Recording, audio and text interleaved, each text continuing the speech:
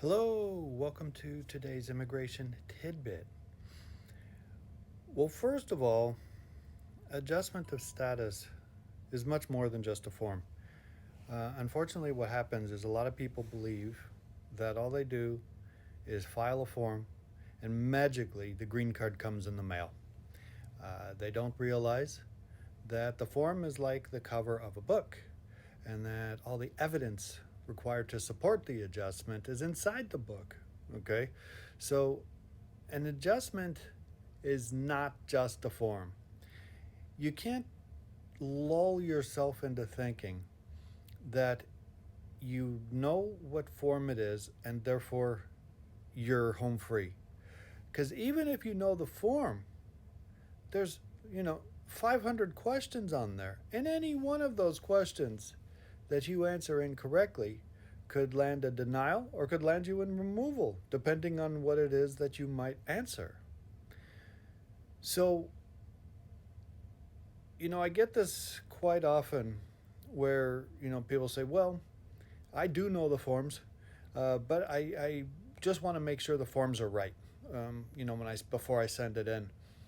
And of course, I can't just look at forms and tell them that it's right because I would obviously do the petition differently.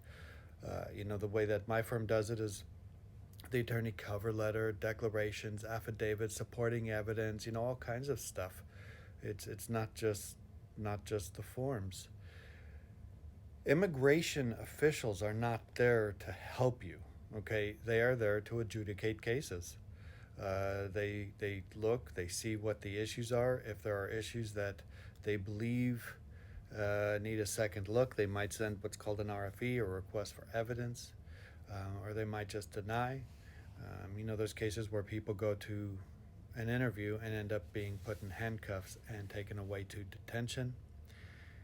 I also would need to know what type of adjustment you believe you qualify for. All you give in your question is that you're an F1 status. That means you're a student. That by itself leads zero paths to being able to adjust. So, did you marry a U.S. citizen or a lawful permanent resident? Do you have a permanent job offer? Has a perm been filed? Are you going the employment-based route? Are you a victim of crime? Are you going to do that particular route? Has a U visa been approved? Is the priority date current? Do you have a family petition that was filed years ago, and on the family bulletin chart it shows it's current? Do you qualify for adjustment?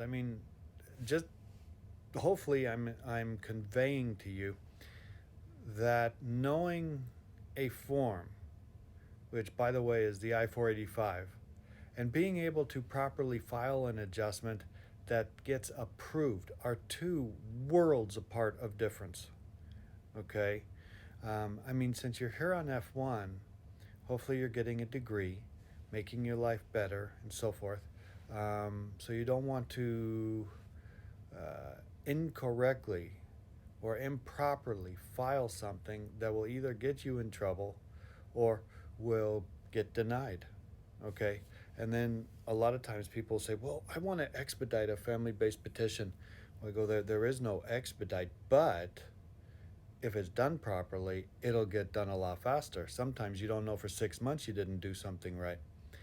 Now, even though I said there's no expedite on family petitions, but as with everything I say, there's exceptions. And, there are, reasons that an expedite can be granted, but it's certainly not to be together sooner with your spouse. Okay, that's not a good reason as far as immigration is concerned. So, bottom line is adjustment or any petition at immigration is much more than just a form. And that all the supporting evidence and arguments need to be made for qualification and approval, especially in discretionary cases where the officer can certainly say no. And the form itself must be properly filled out, and boxes and tickers and check boxes on the forms, if they're not done properly, could land you in a whole lot of trouble later down the line. Okay?